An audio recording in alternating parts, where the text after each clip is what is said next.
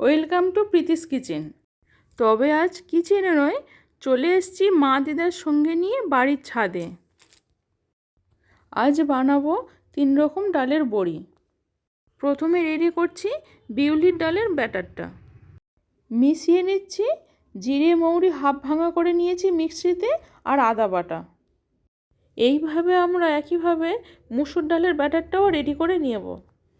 খেসারির ডালের বড়িটা আমরা মশলা ছাড়াই দেব। দেখুন আমরা গ্রাম বাংলা ঘরে কিভাবে বড়ি দিই। দেখুন খুবই সহজ, যে কেউ চেষ্টা করলে পারবেন। আর এই হাতে বানানো বড়ির স্বাদ কিন্তু অতুলনীয় হয়, আপনি যেভাবেই ইচ্ছা খেতে পারেন। এই বড়িগুলো আপনারা ট্যাংরা মাছের ঝোল, রুই মাছের ঝোল বা শুক্তো বা সবজি সিদ্ধর সাথে যেভাবে ইচ্ছা খেতে পারেন। বড়িগুলো আমাদের দেওয়া সব কমপ্লিট হয়ে গেছে। এইগুলো 2 দিন থেকে 3 দিন ধরে টানা রোদ্দুরে শুকিয়ে নিয়েছি। দেখুন বড়িগুলো টান টান হয়ে গেছে বলে জাল থেকে সহজে উঠে আসছে।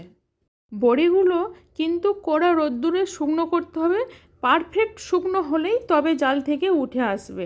আমাদের 3 রকম বড়িগুলো দেখুন কি সুন্দর লাগছে।